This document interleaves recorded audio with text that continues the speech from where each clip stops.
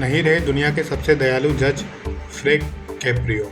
America के मशहूर जज फ्रैंक कैप्रियो का 88 वर्ष की उम्र में अग्रसय कैंसर से निधन हो गया। उन्हें उनके करुणामय और दयालु फैसलों के लिए विश्व भर में याद किया जाता है। कैच इन प्रोविडेंस शो में से बेहद लोकप्रिय हुए, जहां उन्होंने ट्रैफिक मामलों को अनोखे अंदाज में सुना। उनका एक वायरल वीडियो जिसमें उन्होंने एक बुजुर्ग को ओवर स्पीडिंग चालान पहली गलती मानकर माफ कर दिया था, उनकी छवि दुनिया के सबसे अच्छे जज ही बन गया।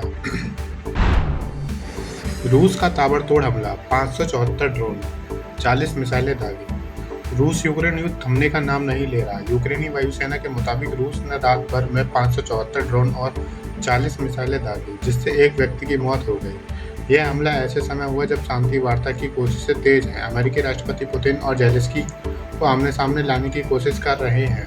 हालांकि लगातार हमलों से संकेत है कि संघर्ष अभी खत्म होने से दूर है। अंतर्राष्ट्रीय स्तर पर युद्ध विराम की अपीलें हो रही हैं, पर हालत तनावपूर्ण है। गाजा कब्जे की नई योजना, नेतन्याहू ने बदला टाइम फ्रेम। इजराइल ने गाजा पट्टी पर कब्जे के अभियान का अगला चरण शुरू कर दिया है। पहले सुरक्षा कैबिनेट ने 5 महीने का समय तय किया था, लेकिन प्रधानमंत्री नेतन्याहू ने सेना को समय सीमा घटाने का आदेश दिया। इजरायली सेना अब गाजा शहर के बाहरी इलाकों तक पहुंच गई है और विस्थापित लोगों को दक्षिण गाजा में भेजने की तैयारी चल रही है। आईडीएफ की कार्रवाई से अंतर्राष्ट्रीय चिंता बढ़ी है और फिलिस्तीनी राज्य के भविष्य पर बहस तेज हो गई है। गाजा युद्ध का असर अमेरिका तक, माइक्रोसॉफ्ट में बवाल। गाजा इजराइल संघर्ष का असर अमेरिका तक दिखाई दिया। माइक्रोसॉफ्ट मुख्यालय में कर्मचारियों ने बड़े पैमाने पर प्रदर्शन किया और कंपनी से इजराइल सेना के साथ तकनीकी साझेदारी खत्म करने की मांग की। पुलिस ने 18 प्रदर्शनकारियों को हिरासत में लिया।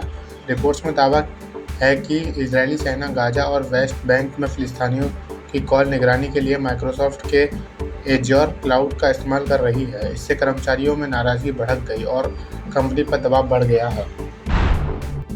चीन, पाकिस्तान और अफगानिस्तान की नई दोस्ती में छिपा प्लान। काबुल में चीन, पाकिस्तान और अफगानिस्तान के विदेश मंत्रियों की अहम त्रिपक्षीय बैठक हुई। चीनी विदेश मंत्री वांग ये ने तीनों देशों से रणनीतिक रिश्ते मजबूत करने और सुरक्षा सहयोग गहरा करने की अपील की। उन्होंने स्पष्ट किया कि चीन क्षेत्र में किसी भी बाहरी हस्तक्षेप या संप्रभुता को कमजोर करने वाले प्रयास का विरोध करता है। विशेषज्ञों का मानना है कि चीन की यह दोस्ती केवल सहयोग नहीं बल्कि क्षेत्र में अपनी पकड़ मजबूत करने और भू रणनीतिक हित साधने का प्रयास है। Thank you so much for watching this video. Don't forget to like, comment, share, and subscribe.